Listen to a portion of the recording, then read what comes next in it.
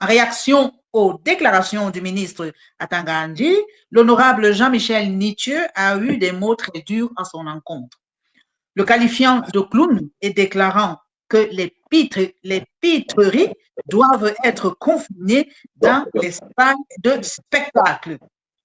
Alors, professeur Boni, cette réaction de l'honorable Nietzsche est-elle proportionnelle aux faits? Vous savez, moi, j'ai toujours dit que je suis très amusé quand je vois les Camerounais, un peuple qui baigne dans la violence physique.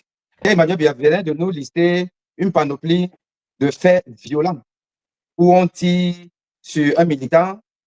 On a vu un militaire camerounais tirer sur une dame qui était avec des enfants et Issa Chiroma nous avait dit que c'était une image du Mali ou du Niger. On a vu M. Maurice Kamto et Abel Zonga être déportés de chez eux sans mandat d'arrêt pour Yaoundé, transportés dans des conditions où Maurice Kamto nous a dit qu'il avait des besoins pressants, mais on ne s'en est pas occupé. Et le peuple n'est pas offusqué plus que ça. C'est-à-dire qu'un peuple aseptique à la vraie violence physique. Martinez, aujourd'hui, on nous dit qu'il y a à peine quelques personnes, des badauds, qui vont assister à ces audiences. Le peuple a tourné le dos. On attend un autre événement au suivant. Donc, je vois la dichotomie, la discordance entre un peuple qui s'est adapté à la violence du régime de l'ordre de 1982, le régime de Paul Biya, qui est le régime le plus violent de la planète à l'heure d'aujourd'hui. Plus violent qu'Aïdjo, parce que comme a dit, je ne sais pas si ça allait, il disait ça au Pierre Vignan, c'est que si on pondère avec l'époque d'aujourd'hui, mais Paul Biya est plus violent qu'Aïdjo. Aïdjo, c'était quand même à la sortie des indépendances, il devait asseoir son pouvoir, ce n'était pas évident. Les droits de l'homme à l'époque, ce n'était pas comme maintenant. Il n'y avait pas encore les réseaux sociaux. Aujourd'hui, même avec les réseaux sociaux, où on voit la violence au quotidien, on l'a vu, Paul Biya, il n'en a rien à tirer, il continue. Donc, ce peuple-là, il s'est quand même adapté à ça. Mais je trouve que les propos de l'honorable Nietzsche sont terribles, c'est irrespectueux. Qu'est-ce qu'il a dit? Bon Dieu, il faut peut-être répéter ça. Peut-être que je suis peut-être sourd, je n'ai pas écouté. Qu'est-ce qu'il a dit qu'on ne dit pas dans une république démocratique? Vous voulez qu'on vous cite les punchlines des hommes politiques en Occident, en France?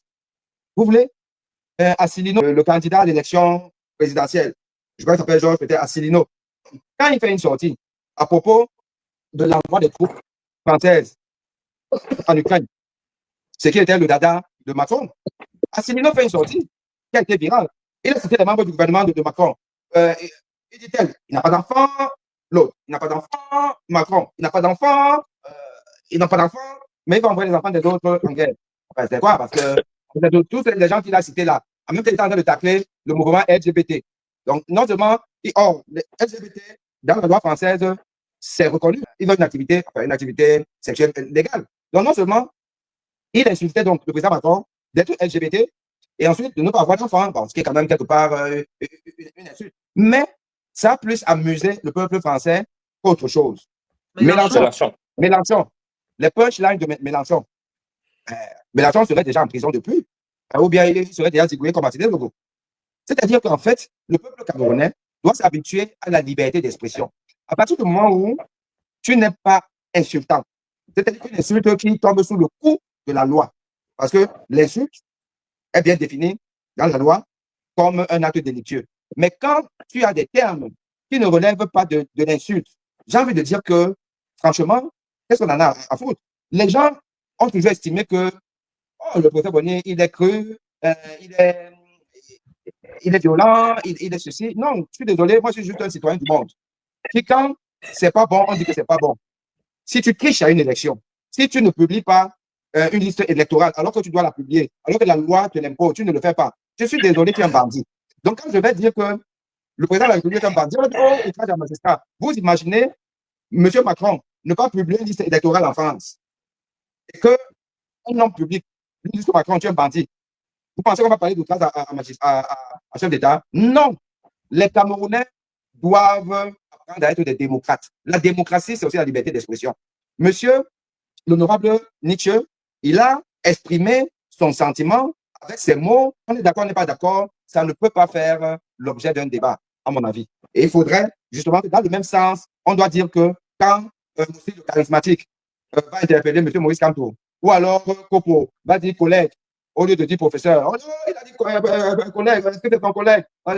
Alors que soit il est au second degré, ou même s'il n'est pas au second degré, mon Dieu, ça, ce n'est pas un problème. Ça ne devrait pas être un débat. Sinon, acceptons donc d'être dans la tyrannie de Paul Biya, puisque lui, il ne règne pas la violence. Et nous n'acceptons pas justement des gens en leur appliquant la même violence. Merci. Merci, professeur.